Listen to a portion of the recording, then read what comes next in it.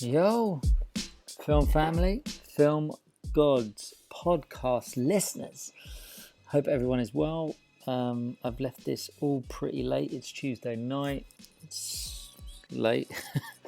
I had a lovely day at work with, I think there was 5 film god podcast guests, which is just amazing. And I'm seeing more and more of them on set instead of just on a Zoom, and it's just such a wonderful experience. Today's guest, it was just such a cracking chat. We had such a great time. And even if you don't want to be a choreographer or you don't know anyone that wants to be a dancer, it's still a great ep just because of how it works and how it happens, and how getting into the industry doesn't have to be a very linear process of, you know, go to uni, go to college, get a degree, go to film school. It can just be his story. I can't wait for you to listen. We had such a great time editing it. I hope you're all well. I hope everyone is great, and I hope you're all back working. I'm sending lots of love, and until we meet on set, ladies and gents, big love. Let's get started. So, ladies and gents, film gods family. Holy moly, this is going to be great. I love it already. We've been chatting for 20 minutes already, and I was like, God, I hit fucking record on this stuff. So, ladies and gents, it's the first person of this role on the Film Gods. Had to be my first shout for him because he's amazing. And now I've seen him behind the camera and in front of the camera. Hello. Hello. Yo, come on. Come on. So what is your name, sir, and what is your role on the call sheet? So my name is Mikey Boats, and on the call sheet I'll be listed as a dancer, actor, or choreographer. Boom. So we'll talk, I guess let's go choreographer first. So what does being the choreographer on a set, what does it mean to you? So a choreographer would be like / movement director. So in case of how things moving in front of the camera. So it could be when it comes to dancing, organizing, constructing a dance piece to fit what the director's brief is needed. So, and for example, if there's like a dance break in a certain scene, it's organizing the moves so it looks good and clean on camera, pretty much.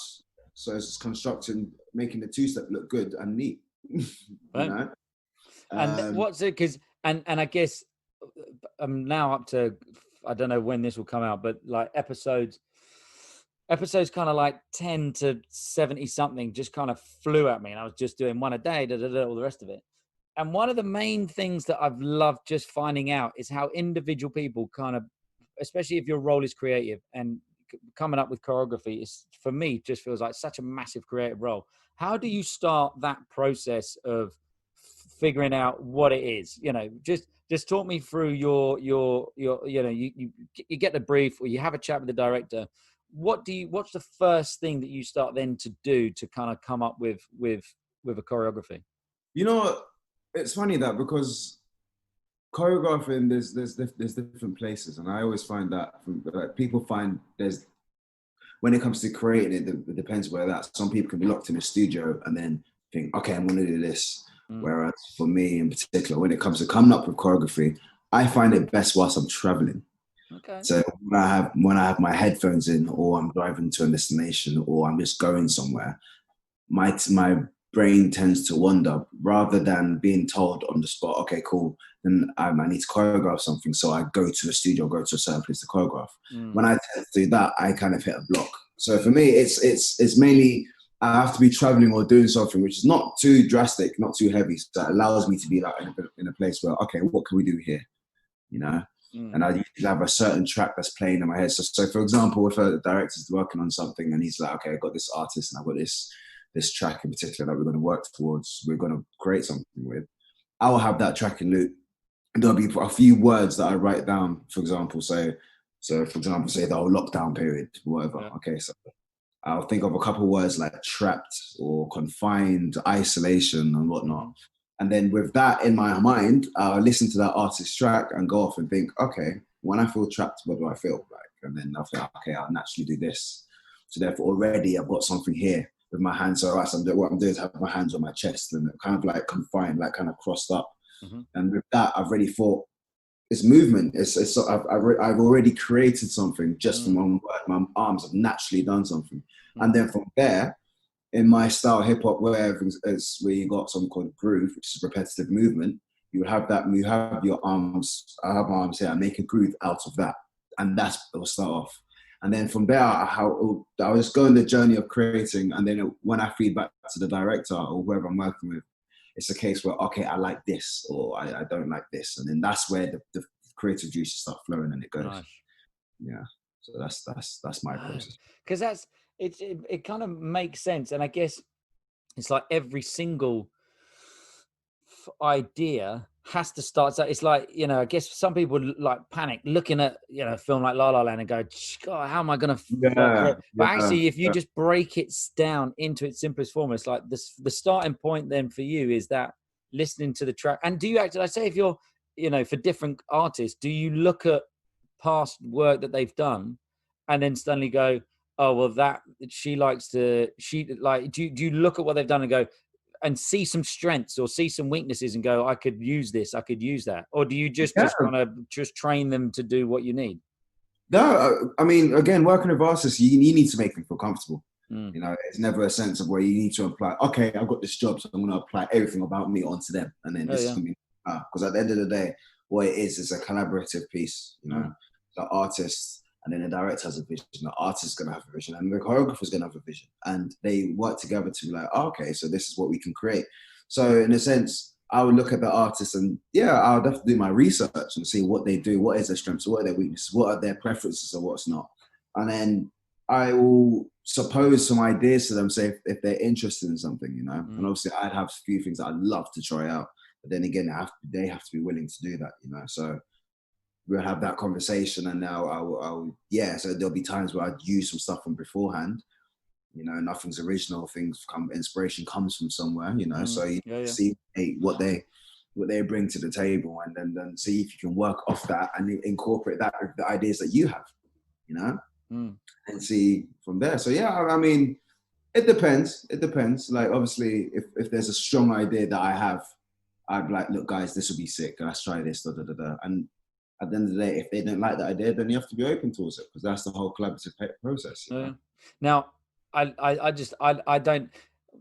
guess we've worked now for quite a few years, and we've worked with the Familiar Boys and on other jobs and all the rest of it. But I don't actually know, like we've never had on a promo, the chance to be able to have a proper chat and find out your story. I've never been able to do it. So this is I'm loving the fact that you said yes to come on, and I want to know, how do where does the spark come for being a choreographer? Or was it that you kind of always loved dance and then you just fell into choreography? So just tell me what's your story then what was that first initial little nugget or seed? And then how did you get to this point? What's that journey like? So it's funny, you know, because obviously to get to choreography, you need to be a dancer first. I feel it anyway. I mean, you know, you have to have your experience in dancing and be aware of your body, how you move for your training or what you do to get to that point. So it's funny because my forte when I started dancing, it was heavily freestyle. So now, did you go to a college or a uni, or no, was this just you with mates rocking? Mates, you know, actually, because I started dance quite late. So I started dancing about, you know what, about 20 actually, I started. But when you say started dancing late, do you mean like as a career path? I was like, because I could probably just picture you being like fucking 4 years old at a wedding, like smashing, like just not coming off the dance floor. Do you know what I mean? It was about 1920 where I thought, you know what? No, it's at 1920 where I found that as a hobby that I could take on board. Okay. Yeah. So that's. But it was a passion. It was a hobby before it became a career path. And even at that age, when I was around that age, I was a bit lost.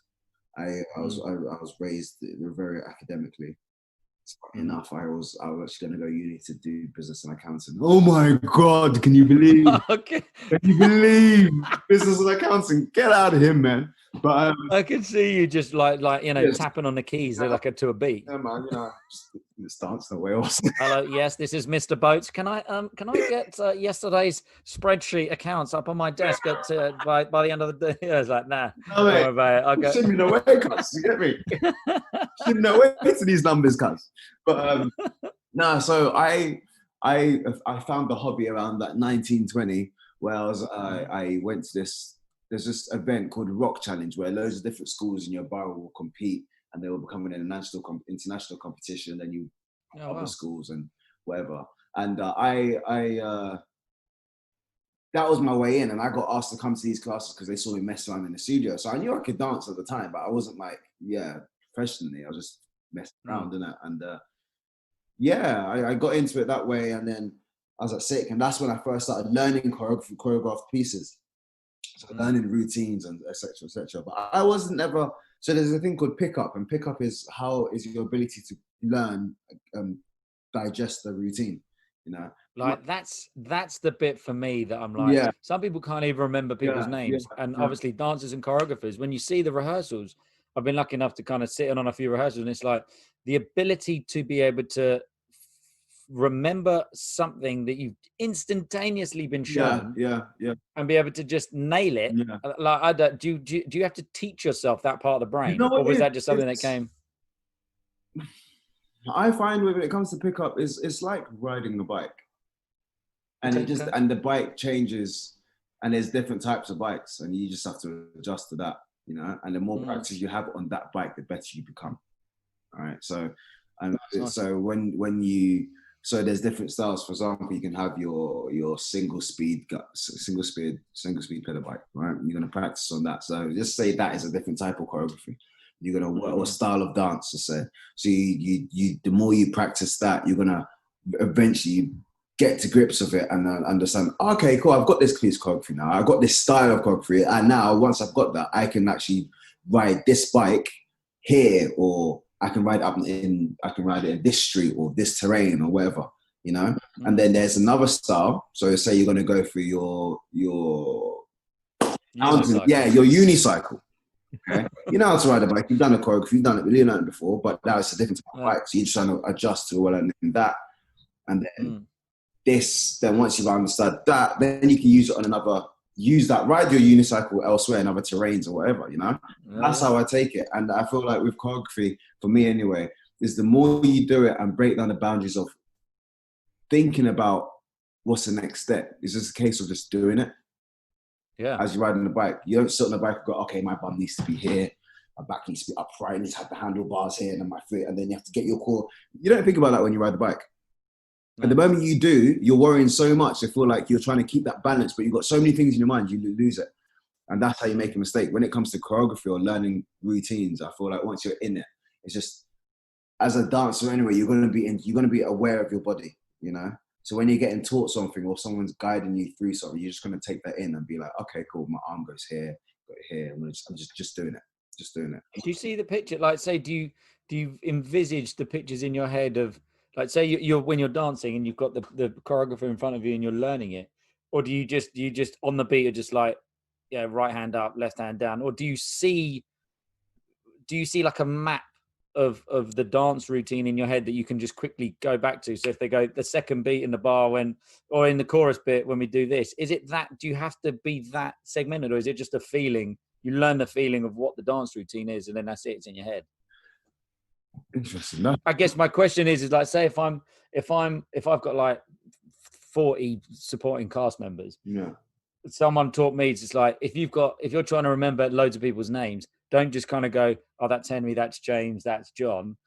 Have something in your head that you can associate to that person or the names. It's like, well, that's King Henry. So that when you come to it, it's not just Henry, you've given it something else to attach to your brain to that, you know what I mean? Is there something like that you need to have? No, for me. And this could be a personal thing. It might be, you might just be like, no, I learn it and I learn it. That's it. I feel like it's just a case of, I really think it's a case of just it's weird to say this, but I don't think of the fact that I need to remember it. Okay. You know, I don't Yeah. focus on the fact that I'm like, okay, I need to remember this move. You know, Yeah. I just feel like just diving in. You don't Yeah. remember. You don't have to tell yourself, I need to put this foot in front of that foot. Yeah. They're going to Yeah. guide you through it, so you just step in it. You make those steps, and then once you focus on them steps, you're gonna.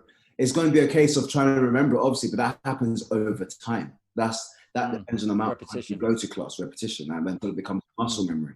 And then, for example, when you're doing like a hip hop routine and they teach you foundations, there's certain moves like called the monastery or Bart Simpson or whatever. You're going to do these moves that become repetitive, and you begin to know them. So when you learn them in a future routine, and someone goes, "Okay, we're going to do the monastery on this count," you're going to go, "Oh, I know that. I've done it before."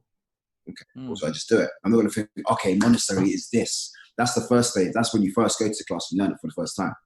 Do you know what I mean? So I think it's a case of just diving in and learn that routine. And what's the Bart Simpson? I want to learn the Bart Simpson. So it's like you're taking a slide to one. So you're going to each direction. You can slide to the left, and you do a slide to the left and do a bounce. Slide to left, bounce, or you kind of rock. It's like you do a rock. So you slide and then rock. Slide. Yeah. You recognize this move. You know, Fresh Prince of Bel-Air. See it. Fresh Prince of Bel-Air. Like, you know, Will Smith's probably done it so many times. Like so many moves in there. For example, the Running Man. Yeah. You know, everyone knows that. Everyone knows that. You know, there are so many foundations that go. The list goes on, and some of the names. Amazing. But yeah. So what was that? So you had a passion for dancing. It was a hobby. 1920. You kind of started to take it a little bit more seriously, or was it? Did it become like, I can earn some money and this can be a career path? You know, so at that age, that's when I started. I could do this, and then it got to about at that time. Like I said, I was raised like quite academic, and I obviously raised in it, never had a passion for that, you know. So I was a bit lost. What do I do with my life at this time? So I worked in retail. I worked my way up. Worked at a few stores. I worked at Ted Baker in Brent Cross for a bit. And at the same time, whilst I was at Ted Baker, I was training because I found dance. So I was training so much. And then it was, I moved to Box Park. Box Park had just opened in Shoreditch. And I had moved from Ted Baker, or in between Ted Baker. Actually, no, yeah, I moved from Ted Baker to Lacoste Live, which is like the streetwear brand of Lacoste. And my first store, apart from Carnaby Street, was in Box Park, and I worked there for a bit. And whilst I was working there, I was still training a lot. I joined a few different crews. Even the process, actually, when I first started dance at 19, 20, I was doing these classes, this competition. Group of friends from my area, we came together and we grew up together pretty much, and we started a crew called PDK, Passion Dance Crew. Love it. Give you some insider stuff, bro. Like, but yeah, we started a crew there, and then that was my first crew. So fast forward now into Box Park. So I've been dancing with PDK, and then a Trilogy, and Ever Present. I've been dancing with a few groups at the time, and then it got to a point where I was like, I was like, oh man, I don't know what to do really, and the only thing I seem to dedicate my time to is dance over everything that I'm doing. So even in retail, like even from the times I went to uni for 1 year, and I don't promote this, but I didn't go to my end of year exam for a rehearsal at Rock Challenge, which and the rehearsal wasn't even like a last rehearsal for a show. It wasn't like a key rehearsal where some people are coming down. It was just a standard rehearsal. I decided not to go to my exam, just to go to that. Amazing. Yeah, which is crazy. Well, that's the dedication. That's when you know you found something. Yeah, exactly. So even when I got to Box Park and I was working out, I was like, what do I need to do? I was like, oh, should I just try and work my way up to get a managerial role and then work my way up to head office and in Lacoste or whatnot? I said, no, I the only thing I'm consistent with is my dance. And then anyway, I remember one time I bumped into this woman called Natalie Monroe, and she's a casting director who started up, I think she part of Crumb Agency. So this is before Crumb was Crumb. and met Natalie Mara. She street casted me for a job for, I think it was as a dancer. Yeah, for Virgin Media. Nice. And it was at that point, obviously, when I saw the fee, I was like, oh, this is something else. yeah. This is really else. Really for one day. Yeah, Okay. for one day. Yeah, right. Cool. Hello, Lacoste. Yeah, I resign. Literally. So it was like, it was at that point I was like, you know what, fam? Because he ain't doing it for me, cause I think I'm just gonna pursue dancing. So I'll be in though when this check clears. I'm gonna be. So I still want my discount. Yeah. I still want my discount though. Like, you see your jacket now. I want that. Give me the 60%. Yeah, I love that. Safe. But yeah, it was at that point I was like, snap. Where did she see you, or it was just the universe just kind of, you were doing something and she was there? Yeah. How does that relationship form? Yeah, I was wearing a colourful jacket, so I had this blue Lacoste jacket actually, and I was wearing it, and I think it was on my lunch break, and obviously in Box Park, when Box Park was open, the vibe was just crazy. It's Shoreditch, isn't it? So like summer, not summer, it was like springy, so I had the jacket on, and people were playing music outside. It was like a Thursday, so there's like, there's drinks and stuff or events that went on. So the vibe was popping, and I remember going out, and I was on my little break or something. I stood outside the store, and I was about to go to Tesco across the road. And as I was dancing, Natalie walked past and she saw me. She was like, "Oh, hi, I'm casting for this commercial." I was like, "Okay, yeah, so what do you do?" She's like, "Oh, I dance." And she goes, "Oh, I can see that. I see you doing your thing, like outside the store." So were you just throwing shapes? Away, bro. I was just literally like, "Yeah, man, do my thing, like this is sick." And then from then on, I feel she got me this job, and then future jobs come in, and she's like, "Oh, I think I was like her immediate contact when it comes to getting dancers." Yeah, that first phone call. Nice. I mean, so that's how I introduced PDK and a few members and a few people that I knew for jobs, so that came through for her. And yeah, man, and then that's where it kicked off. It's amazing. Yeah, it's like you kind of think, I guess students or whoever's listening, they kind of think it's this like massive, you've sending out CVs and things and making video. Actually, it was you just with a passion outside your work, throwing a few shapes, and someone saw it. Yeah. It's just the universe going, right, okay. Yeah. You've shown a passion, you've got dedication. Let's like not going to your final year exam for a random, well, not random, but just for a standard rehearsal. Yeah. You've kind of decided, it felt like you'd already decided that was the path. Yeah. That's where you're going. Yeah. That's amazing. It's mad because, like, just how you said, with that the universe calling into it. Like, there are many times people would ask me, "Oh, I want to get this job. I want to get that." I'm a strong believer of just manifesting and putting that energy out. Full stop. It's like one of my best. I come up with all these analogies and all these stories to explain stuff. That's what I do best, I think. And one of the things I always tend to say is, when you're lying in bed and you need a piss, what do? You get up and go for a piss. You don't get up and think, "Oh, you know what? I need to structure my path down the stairs. How am I going to open the door? Okay, I need to go down the door. Okay, when I get there, undo the zip, and then I have to lift the toilet." You can just go. Yeah. Yeah. Once you put the energy out there that you want to go and do something, it's inevitable that it's going to happen. You're just going to go for it. So it's going to come. The only thing you can't control is the journey there. When you're going to the toilet, you might drop down the stairs because you missed a step. You might stack. Someone might be in the bathroom. You don't know. Yeah. But you're gonna go. You're gonna go to the toilet. You're gonna go for this. Yeah. Yeah. That's what I believe. I feel like at the moment I had realized, okay, I'm gonna take dance. My energy was just put in that path. And how easy is that? I guess. How easy is that for someone who, I guess you're saying you kind of grew up with an academic path. I would have naturally assumed that academic path was either not pressure, but enthusiastic forward movement from family or from school. How hard is that then to turn around to mum and dad or to your teachers and just go, I want to be a choreographer, I want to be a dancer, I want to be an actor? Is that something that is Was that just an easy process? No, it's never an easy process. But No. my parents are they were kind of lenient. They were just very like, okay, Mike, do what you want. But obviously when I told them that, they were like, no, my mom, get yourself a real job, man.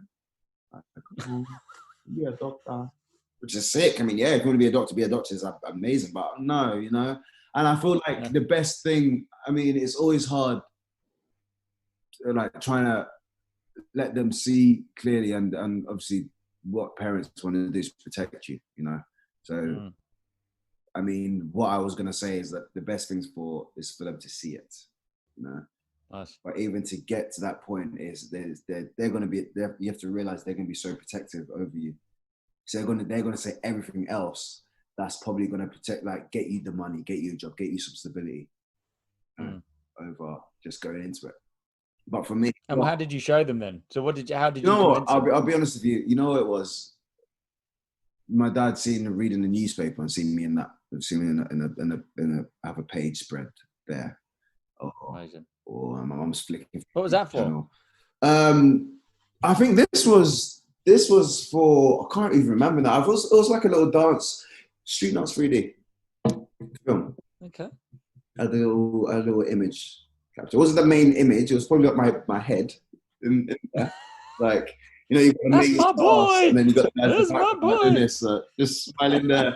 It was something like that. But you know, it's the stuff that I got like from them trying to get. I mean, they never came to much shows, and I never vocalized my shows to them, my live performances, which is a shame. I mean, that's something I'd like them to see, but.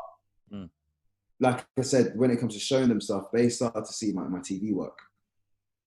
Flick through channels, or they'll have their friends tell me, "Oh, I saw Michael. I saw Michael on TV the other day, or I saw him on this billboard, or I see him here." And they're like, "What?" And then they'll be the same people telling me, "Oh, Mike, you need to get this job," and I'll be like, "Yeah, but that job pays this. I got that from my mom's work." And they're like, "Oh," not to brag about the financial stuff, but that's what they'll heavily talk about. Yeah. You know, so when I've got something to show to them about this, they'll be like, "Oh, yeah." He's not just eating beans and toast, living in a tent. Do you know what I mean? It's like it's a living. Yeah, and I'm working for that. This is what I want, and I've been through opportunities and through certain chapters. I've seen certain things that have come my way, and I'm like, oh wow, this is possible. And like I said, through being raised academically or being in the school environment, it's never shown to you that way. It's never shown to you that way. Which is that useful background though to have if you're going to start a business, like, you know, say PDK, having that kind of creative side, but having that little bit of the brain is just like, we got to make this, we got to do that, we got to be on point with all the, you know, does having a bit of non-creative help with the business side of getting into this? 100%. But that's where I feel like you have to be appreciative of everything you go through at the same time, you know. It's like, I mean, school was fun for the social sides, but there's loads of stuff in school I hated. Whereas now there's stuff I look back on, it's like, oh my God, I would not be able to manage myself properly if I didn't learn this at school. You know, not saying that. I mean, there's so many arguments of talks about the school don't teach you enough, which is true. I agree that the system doesn't teach us as near enough what you should be doing. Stuff like taxes, for fuck's sake. Yeah, real life stuff. You know, Pythagoras' theorem. I never choose that. What? Come on. Imagine if you just created a dance. Right, the next dance move you create, you just got to call it Pythagoras' theorem, and it's got to be like about angles. Yeah. This is an obtuse. This is acute. This is the 90-degree angle. Yeah, bro. Like, I'm gutted that no one can see this because you've been dropping shape. I'm like, they're only going to be hearing us like doing like David Brent noises. Oh man, I love it. So look, I know that you're a busy man and you got loads to do, and I don't want to I want to make sure that I get some of the questions in because fire them. You know, they're there. So what would you like? There's loads of questions, and we've touched based on loads of stuff, and I love your story because for me it shows have a passion, follow it, and it will at some point, if you believe in it enough, happen. And it could be that you're at your work and you're outside. Yeah. But did you have, I guess, was there a moment on set that you suddenly went, fuck, this is real. I'm a dancer, or I'm a proper, choreographer. This is my life now. Have you had that kind of, or when did you have that moment? Yeah, I'll be honest with you. You know what? There were moments I had last year. I mean, loads of my friends that I speak to as well, they always hear me saying this. It's last 2 years, 2018, I think, actually, where I had things start to flow a lot smoother. So, like I said, the industry is not easy. I was trying to make your money and trying to survive in it, And then it got to a point maybe 2 years ago where I had some stuff keep coming through, just from the stuff I'd achieved, and then some of the jobs that I never, I wouldn't say I've never thought would come, but you don't see it coming until you're in it, And then some of the jobs that I gained, I was like, "Bro, this is real now." So with PDK, with my family, my team, back in the day when we used to train in the studio, this one again, my training days, we used to say this, "Oh, I can't wait till I'm doing this. Well, I can't wait till we're doing this together," because we're so driven in what we want, And because you're in that goal set, you're on your way to the toilet to go for a piss. You're just going, just going. And then next minute, you find yourself doing something. You're like, I remember saying this how many years ago? I remember saying this, and my thought process and everything has not swayed off that. It's just because I've put it out there to the universe. It's going. And I'll be doing this a certain job, and then next minute,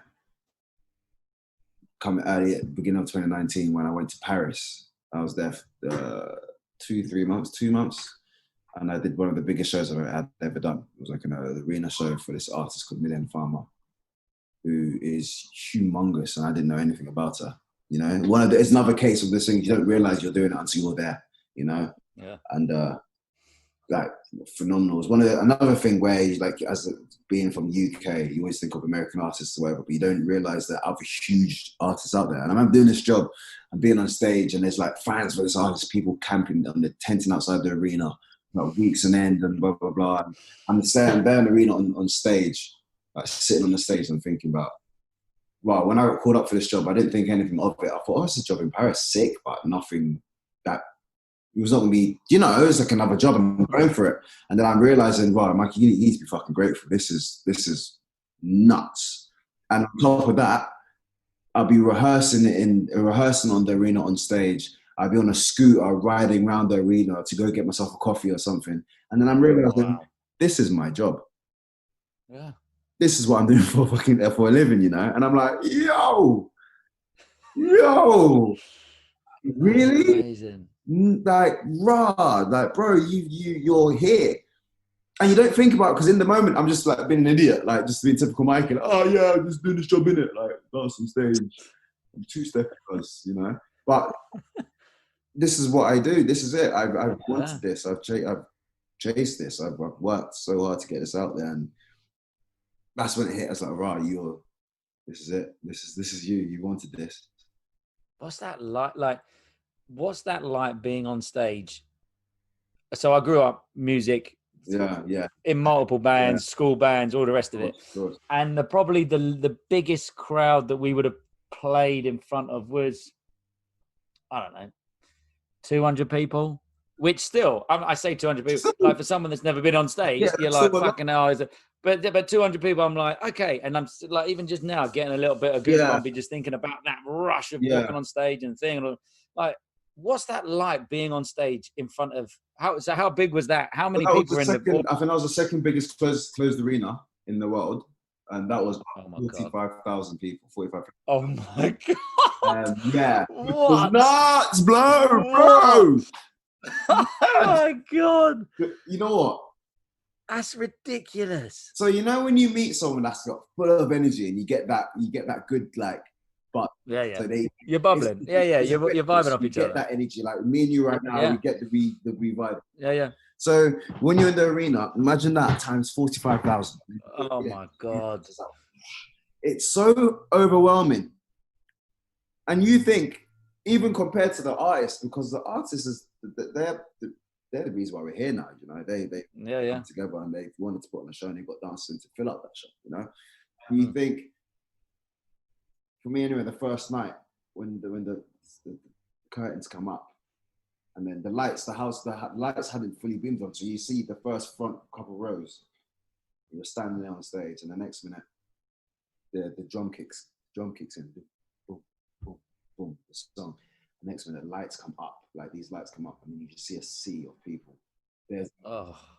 For me anyway, there was this waft of energy just hit, and it's like a sink or swim moment, you know? Yeah. And your heart is like, oh shit. This is the nutsest thing, and I'm there trembling. And I remember there's this in my earpiece. There's like a count, and obviously it's in French. Like, 1, 2, 3, 4. And it's like I need to make my first step. I'm thinking in my head, and this is the moment. This is again talk about choreography and stuff. It's just being in your performance, being in your choreography, being in that moment, being present in what you're doing. So in that time, I'm stepping on the 5th count, okay, and then I'm there. I am no longer present in that moment now because I'm present in here, you know. So I'm not thinking about the choreography. I'm more likely to make a mistake now, you know, because I'm here. I'm not in it, you know. So it's just there, like, oh my gosh, and it's the process of making that energy there become one with the dance, you know. Where there's a cause for a reaction. The reaction for you to perform the best is because you've got all these people looking at you. You're using that energy like, oh my God, rah, I'm going to give, you know, you want to give it to them rather than thinking about, okay, there's so many people and then they've got my steps. So in that moment, I'm sitting like, oh, shit, I could have frozen completely. Yeah. I'd be like, oh my God, this is amazing. But then at the time I was like, okay, Mikey, in your head, come on, let's go. All right, 5, boom, let's go. You know, and then you're in it and you just have to just go. And that energy, it's like, it's a cycle, you know?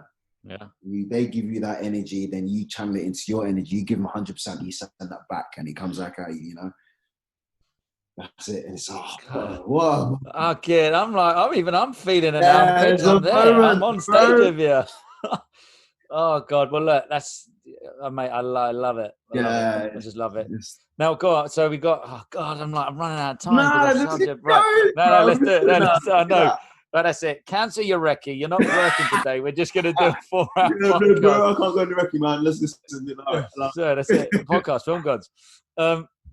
What? So I've got I feel like I've got 2 more questions. Yeah. I'm not gonna ask the rest. I won't ask the rest because I've had too much fun. I don't need to be like, yes, on the 16th of March. This is what that's like. I don't need that. I don't need the dates. I don't need it. But so I'm going to finish with advice for younger self and then your shout outs. So do you know, where you're at now with the experiences that you've had, being on stage in front of 45,000 people,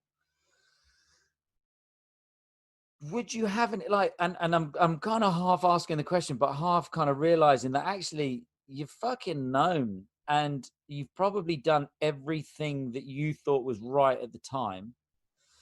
But would you have any, like, do you have advice for your younger self? Everything's not that deep. That's my advice. Everything's not that deep. If as long as you enjoy it, do it. That's it. Like, you enjoy doing what you do. That's it.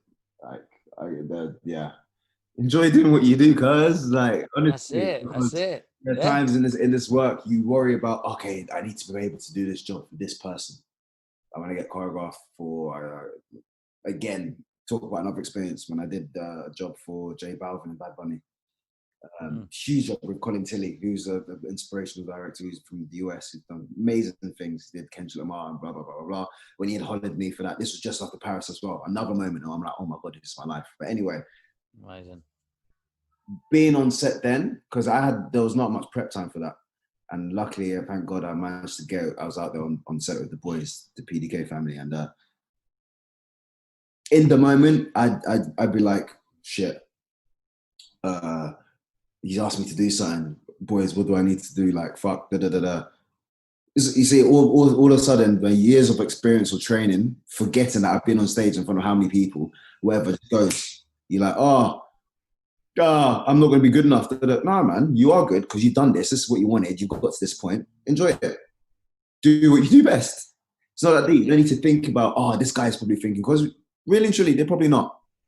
You know? No, they've hired you because you do what you do, innit? You do what you do. Yeah, so enjoy it. So and then just give it your all, because that's life. You're supposed to live your life and enjoy it. So, you know, enjoy life by enjoying yourself. You know, so.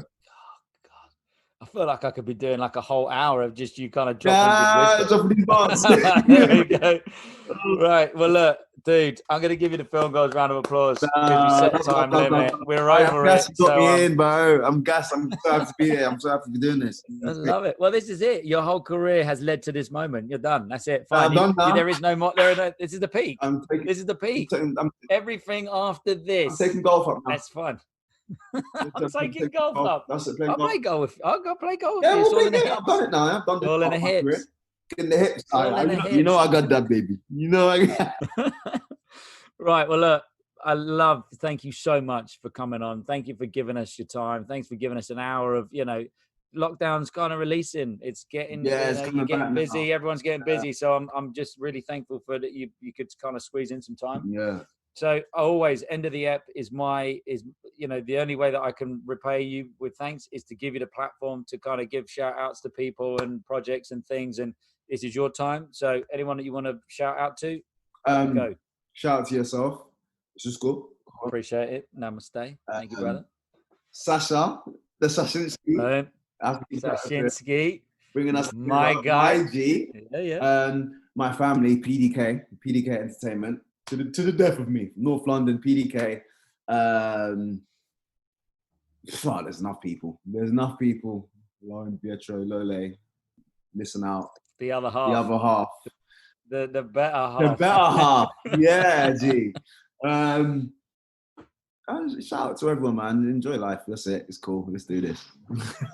Sweet. Well, look, ladies and gents, thank you so much for listening. Thank you for keeping on listening, Film Gods family. After lockdown has gone, and whenever you're listening, these kind of episodes with these kind of people, for me, transcend time. So you could listen to this in 5 years. We're 2020 now. You could be listening to this in 2025, in 2030. The stories, the facts of life will still remain the same in 10 years' time, in 100 years' time. If you have a passion that isn't a norm, and your parents and your thing and all the rest of it are trying to push you into one direction, but that's not right for you, it's better that you fail at something that you love doing or give your all at than ending up in 40 years' time with a life of regrets. And this is what I'm taking from your story so far. And you're only at the fucking beginning. Yeah. Like, this is it. You've got the rest of your life. Like, you've trained hard. You've done everything that you thought was possible to get you where you are. So I'm like, it's an inspiration, dude. Yeah. It's an inspiration because you've made it for yourself. You've done it yourself. You're still learning. And we're all still learning. As soon as someone tells me they know it all, I'm like, you're done. I'm still a baby. I know everything. I'm like, no, you don't know nothing. Yeah. Dunning-Kruger effect, man. But yes, look, thank you so much for your time. Ladies and gents, thank you for listening. I love you. It's going to be a great day. You're going to have a great life. It's going to be an amazing, amazing time. We're very, very fortunate and lucky to be alive. So ladies and gents, big up, big love. And until we meet again, that is a wrap. So that was a chat with the king or queen in the game. I'll give it a shout at the end so you all know the name. It's the Film Gods Podcast. The what? The Film God Podcast.